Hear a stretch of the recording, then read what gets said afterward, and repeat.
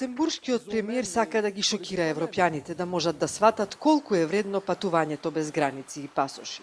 Ксавиер Бетел им предложи на земјите членки на Шенген зоната да ги затворат границите барем 24 часа. Само така луѓето ќе сватат што значи контрола и чекање со часови на граница и ќе почнат да ја ценат оваа европска придобивка.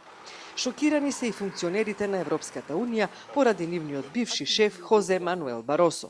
Откако се прочу дека тој ќе работи во банката Goldman Sachs, виновна за последната финансиска криза, луѓето поднесоа петиција со над 200.000 потписи до комисијата, во која се бара да се сопре ова вработување.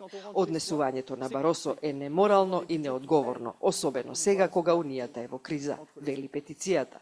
На крајот една за Европа добра вест. Процентот на невработеност во Унијата падна на 8,6%.